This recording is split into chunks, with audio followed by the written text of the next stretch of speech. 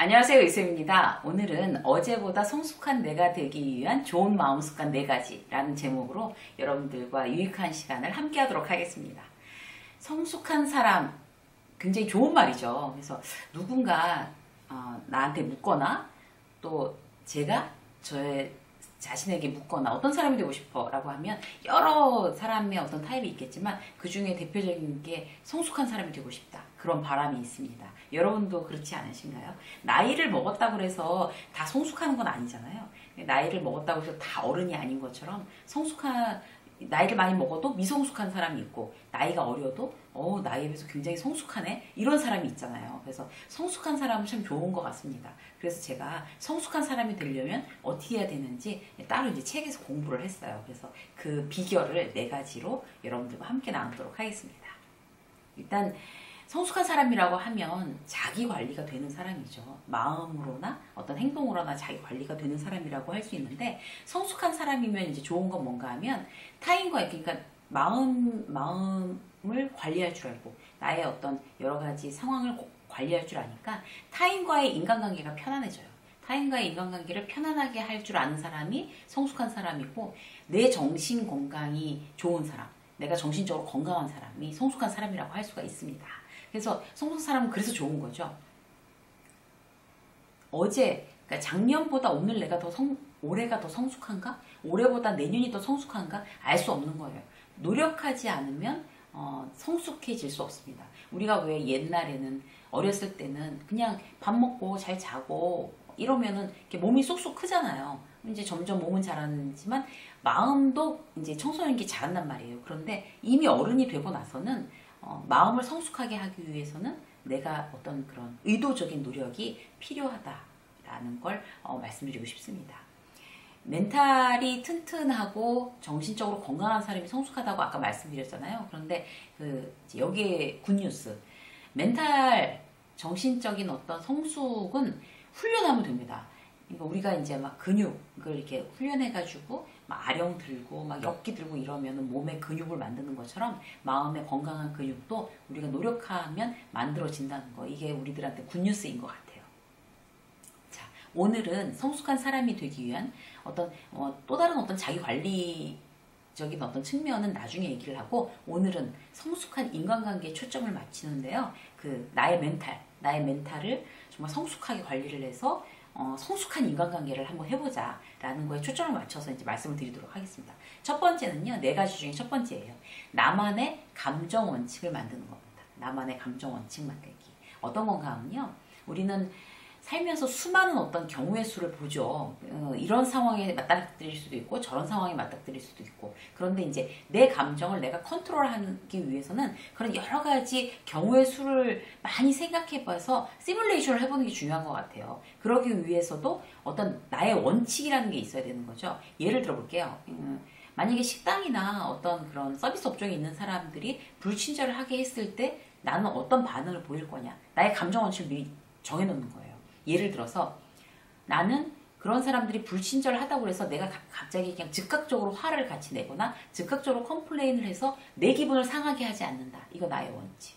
그리고 그렇게 무례하거나 이런 사람한테 똑같이 대응을 해서 나도 같이 그 사람의 수준으로 그렇게 딱 다운그레이드 되지 않는다. 어떤 이런 원칙. 그러니까 여러 가지, 이럴 땐 난 이렇게 해야지, 이럴 땐 이런 원칙대로 해야지, 이런 원칙들을 미리 정해놓는 게 그런 상황에 딱 맞닥뜨렸을 때 당황하지 않고 내가 세운 원칙대로 진행할 수 있는 방법인 것 같아요. 예를 들어볼게요. 이거는 제가 며칠 전에 이제 편의점에서 겪었던 일인데요. 저희 동네에 이제 편의점이 있어요. 그래서 몇 년째 이제 들락거렸으니까 거기에 있는 그 남자 사장님도 안단 말이에요. 서로 얼굴을.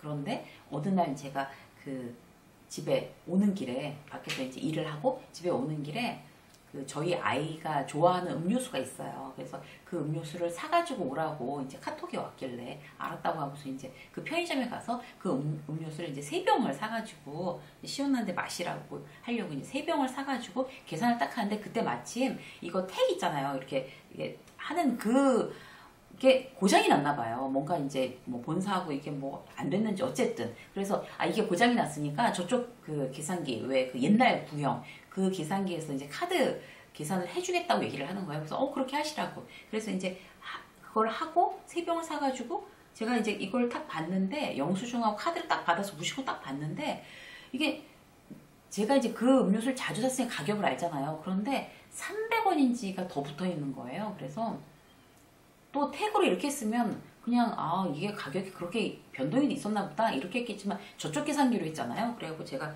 그 사장님한테 사장님 이 음료수가 몰랐어요? 원래 이 가격인데 지금 이 가격으로 찍혀있네요? 라고 얘기를 했더니 그 사장님이 영수증을 이렇게 딱 보더니 이러더니 갑자기 그 계산기 그 옛날 계산기에서 이렇게 탁 금전 등록기 그런 데서 동전을 300원을 꺼내갖고 저한테 이렇게 탁 주는 거예요. 그래갖고 제가 이제 그 동전을 탁 받아들고 너무 어이가 없어가지고 이렇게 쳐다봤어요. 그 사장님을. 그랬더니 저한테 뭐라고 하냐면 왜요? 카드 취소하고 다시 해드려요? 이렇게 얘기를 하는 거예요. 근데 제가 이제 속으로 생각하기에 아니 계산이 잘못됐으면 죄송합니다가 먼저 나오는 게 이게 맞는 거 아닌가? 이런 생각이 드는데 거기에 대해서 죄송합니다가 나오는 게 먼저 맞는 말 아니에요? 라고 얘기하기에 그 사장님하고 너무 본 세월이 길고 그리고 또 그렇게 뭐 굳이 뭐 나까지 마음 상하게 이렇게 얼굴 붉히게 그런 얘기를 할 게 있나 싶어서 뭐라고 그랬냐면 사장님 너무 피곤하신가 봐요. 좀 쉬세요 잠깐. 제가 이렇게 얘기를 했어요. 그러고 이제 나왔거든요. 그럼 결국에 저도 마음 안 상하고 그러니까 그런 컴플레인을 하는 순간 내가 마음이 상하니까 내 기분을 위해서 그런 얘기 안 하고 그런 식으로 얘기를 하고 나왔어요. 똑같은 거예요. 그러니까 저의 감정 원칙은 뭔가 하면 내 기분 상하지 않으려고 이제 어떤 그런 아주 뭐 굉장히 뭐 큰일 날 일 아니면 그냥 컴플레인 하지 않는다. 어떤 이런 원칙을 미리 만들어 놓는 게 중요하다는 거죠. 발끈하는 거 있잖아요. 뭐 그 1+1 이제 편의점 얘기가 나왔으니까 말인데 이건 1+1입니다. 뭐 저건 2+1입니다. 이런 거 있잖아요. 그럼 1+1이래서 이렇게 음료수를 만약에 가져다 놨는데 이거 1+1 아니에요. 근데 저기 그렇게 써 있어요. 행사 지났어요. 그럼 죄송하다고 얘기를 하든지 아니면 그 1+1을 빼놓는 게 맞는 거죠. 이런 거죠. 그러니까 어떤 그런 잘못에 정말 확연하게 잘못한 거라도 거기에서 내가 즉각적으로 화를 내면 내 기분이 상하니까 그럴 때는 말하지 않는다. 그러면 저 1+1 저걸 빼놓으셔야 될 것 같아요. 이 정도까지만 하고 만다. 그러면 내 기분도 안 상하고 뭐 서로 얼굴 붉힐 일이 없으니까 이런 감정을 정해놓는 거죠. 그리고 어느 수위까지는 내가 그냥 그 단계별로 그냥 그 불친절을 무시한다. 이런 거 정해놓고 회사에서도 마찬가지인 거죠. 회사에서도 이런 어떤 좀 무례한 농담 여기까지는 내가 프로니까 이 정도는 내가 웃으면서 내가 받아쳐주지. 근데 선 넘고 들어오면 냉정한 얼굴로 경고해준다. 그 대신 막 얼굴 빨개지면서 막 화를 내면서 막 울면서 막 이런 건 안 한다. 이런 어떤 원칙들 있잖아요. 이런 걸 미리 세워놓는 게 참 중요한 것 같아요. 웃으면서 경고한다. 웃으면서 지금 선 넘어 들어온 거다. 당신. 이렇게 웃으면서 프로답게 얘기한다. 이런 어떤 원칙들을 미리 이럴 땐 이렇게 이런 수위에서는 이만큼 이렇게 정해놓으면 나의 감정 원칙을 정해놓고 시뮬레이션 해보면 대단히 어떤 그런 내가 막 이게 벌컥 화내고 기분 더 상하고 이래서 나의 어떤 미성숙한 점 때문에 나중에 막 자책하고 이런 일은 없어지는 거거든요. 그래서 그런 식으로 어떤 처음부터 나의 방어전을 만들어 놓는 거 첫 번째 태도라고 할 수 있겠습니다. 두 번째 뭔가면요. 제3자 입장에서 생각하는 습관이에요. 우리는 왜 입장 바꿔보라고 얘기하잖아요. 그런데 입장을 바꿔보는 게 사실 그렇게 막 화가 나거나 이랬을 때 그렇게 의미가 없는 것 같더라고요. 저 같은 경우는. 그래서 내가 그 사람이 아닌데 그 사람 입장으로 바꿔본다는 거는 좀 그거보단 좀 더 좋은 방법이 없나? 라고 생각해낸 방법이 어떤 건가 하면 더 좋은 방법. 제3자가 되는 거예요. 그러니까 나도 아니고 상대편도 아니고 우리 둘을 바라보는 제3자의 입장에서 한번 생각해 보는 거죠. 예를 들어 볼게요. 부장님한테 엄청 깨졌어요. 이제 회사에서. 그 부장이 막 김 부장이 막 나를 갖다가 막 혼자 난리 굿을 피우면서 막 나한테 막 온갖 짜증을 다 내면서 보고서를 갖다가 굉장히 폄하했어요. 그런데 가만히 봐도 저 사람이 정말 내가 정말 잘못한 일만 갖고 얘기를 하는 게 아니라 본인이 딴 데 가서 이사님한테 깨지고 와가지고 나한테 화풀이하는 것 같은 거예요. 그러면 나는 정말 너무 화가 나잖아요. 그래서 막 정말 길길이 날뛰고 이거 부장한테 따로 가서 따져? 왜 가서 깨지고 와서 개인적인 사적인 그런 감정을 이렇게 후배 직원한테 이렇게 풀어버리는 거 그거는 정말 아니지 않느냐 막 이런 식으로 가서 얘기를 해야 돼. 어떻게 해야 돼 막 이러면서 혼자 난리. 나 왜 나만 미워해 막 이러면서 어떻게 딴 팀으로 전배 신청할까 막 혼자 난리를 치면서 얘기할 때 부장 입장에 한번 부장 입장으로 바꿔봐 라고 하는 거 별로 의미가 없어요. 내가 부장이라면 난 절대로 안 그래. 이렇게 나오거든요. 나의 마음이. 그럴 때 어떻게 되냐면 내가 지금 김대리라고 하면 박대리의 입장에서 보는 거예요.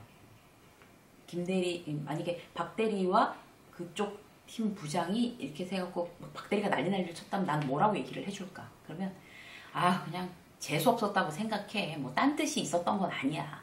그냥 그 임원한테 깨지고 나와서 본인이 굉장히 그야말로 미성숙한 사람이니까 본인 분에 못 이겨서 막 그런 건데 그냥 아유 그냥 또 짓나 보다 이렇게 하고 그냥 말아. 그리고 그냥 깨끗하게 털고 잊어. 지금 별로 의미 없이 그냥 당한 거야. 어떻게 하겠어. 월급에는 요값이 포함되어 있다는 거. 그냥 그렇게 생각하고 말아야지. 그런 거 갖고 에너지 소모하지 마. 당신만 손해야? 라고 나 같으면 박대리한테 얘기를 해줄 거잖아요.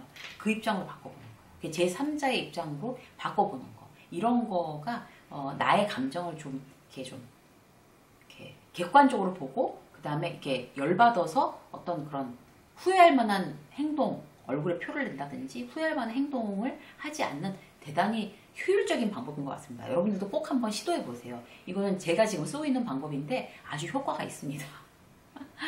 그리고 만약에 지금 내가 이렇게 막 마음이 괴롭고 어떤 인간관계 때문에 힘든데 만약에 누구라면 나한테 어떤 식으로 조언을 해줄까? 다른 사람이 나 같은 입장이 됐을 때 나는 그 사람한테 뭐라고 얘기를 해줄까? 라는 걸 생각을 하면 원래 느꼈던 감정들 있잖아요. 그런 뭐 분노와 막 그런 초조와 불안과 이런 부분들이 많이 가라앉는 걸 느끼게 돼요. 꼭 한번 시도해 보시면 좋을 것 같습니다. 자, 세 번째 뭔가 하면요. 나야 늘 오픈마인드지 라는 태도예요. 마음을 연다라는 게 그렇게 쉬운 일은 아니에요. 굉장한 훈련이 필요합니다. 훈련이라면 어떤 건가 하면요. 어려운 게 아니라 계속 그래 마음을 좀 열어보자. 그래 마음을 열어보자. 이렇게 자꾸 시도하는 거예요. 어떤 건가 하면 그 오픈마인드의 이제 강점을 이용하기 위해서 그러는 건데 오픈마인드가 되면 감정적으로 사람을 대하지 않아요. 왜냐하면 오픈마인드니까. 그리고 입장이 다르다는 거. 그래 내 입장하고 당신 입장이랑 다르지. 이렇게 생각할 수 있어요. 그게 강점이에요. 그래서 회의를 만약에 예를 들어봤어. 회의를 할 때 딴 팀 동료가 마케팅이랑 영업이랑 이제 막 회의를 하는데 서로 입장이 다르니까 서로 이제 계속 이제 그 싫은 소리들이 이제 오가고 있었어요. 근데 이럴 때 어떻게 하냐면 나에 대해서 어떤 사람이 이제 탁 지적을 했다. 그래서 그러면 이제 왜 굉장히 그걸 공격을 받아들이고 얼굴 빨개져갖고 그때서부터 막 이성을 잃어버리는 사람들이 있어요. 이런 사람들은 정말 미성숙한 사람. 나한테 대해서 어디다 대고 지적질이야? 막 이러면서. 누구한테 감히 지적질이야? 막 이러면서 그때부터 그 사람 공격하는 막 이성을 그 사람 공격하는 정신이 없는 사람은 대단히 미성숙한 사람입니다. 자, 오픈마인드라고 말씀드렸잖아요. 그래? 그게 정말 그 사람이 나를 어떤 그런 폄하하기 위해서 그냥 하는 얘기면 뭘 저렇게 수준 없이 저렇게 얘기를 하냐? 그건 아니다라고 그냥 이렇게 정말 딱 냉정하게 딱 얘기해 줄 필요가 있고 만약 그 사람 마음을 열었는데 그 사람 말도 일리가 있으면 그렇게 생각할 수도 있겠네. 서로 입장이 다르니까 나도 한번 다시 생각해 볼 테니까 그쪽 팀도 우리 쪽 입장에서 다시 한번 생각해 보세요. 라든지 가만히 들어보니까 그 사람 말이 맞아. 그러면은 그렇게까지 그런 방향으로 생각을 못했는데 그런 충고 그런 어떤 적절한 충고는 고맙습니다. 이렇게 얘기를 하든지 이게 바로 성숙한 사람의 태도입니다. 그리고 오픈마인드의 또 하나 그들 의견에서 배울 게 없나? 저 사람한테서 배울 게 없나라고 항상 생각하는 거예요. 그러니까 저 사람의 관점이 나는 늘 똑같은 관점인데 저 사람의 관점이 좀 새롭다. 이렇게 생각을 해보든지 오픈마인드 때문에 일어날 수 있는 어떤 여러 가지 유익한 점입니다. 그래서 그 사람 입장, 그 사람 생각 이해하고 이제 감정을 알아보고 뭐 이해하려고 노력한다는 거 이런 거 성숙한 사람들의 가장 기본적인 어떤 태도라고 할 수 있고요. 자기 의견만 옳다라고 막 끝끝내 고집하는 사람들은 대단히 미성숙한 사람입니다. 그리고 다른 사람 의견은 무조건 틀렸고 그거 아니야. 내가 해봐서 안 돼. 그거 아니야. 내 얘기가 맞아. 몰라 안 들어. 딴 사람 얘기 안 들어. 이런 사람들이 대단히 미성숙한 사람이 대표적인 케이스라고 할 수가 있겠죠. 자기 감정보다는 상대방 어떤 그런 사람의 얘기를 들으면서 어떤 냉정하게 그거에 대해서 생각하고 수용하는 거. 이런 부분이 오픈마인드의 가장 전형적인 어떤 그런 태도라고 할 수 있습니다. 마지막으로 볼까요? 성숙한 사람은 자기 말이나 행동이 남한테 어떤 영향을 미치는지를 배려해가며 얘기를 합니다. 예를 들어서 내가 지금 너무 피곤하고 짜증이 난 상태예요. 그러니까 잠을 어제 제대로 못 잤어요. 그래서 막 컨디션이 너무 떨어져요. 그러면 누가 와서 이제 나한테 얘기를 할 때 내가 굉장히 그 피곤한 얼굴로 짜증스러운 표정을 지을 수도 있고 무례한 표정을 지을 수도 있잖아요. 그럴 때 성숙한 사람들은 의도적으로 내 컨디션을 딱 생각해서 의도적으로 텐션을 탁 올립니다.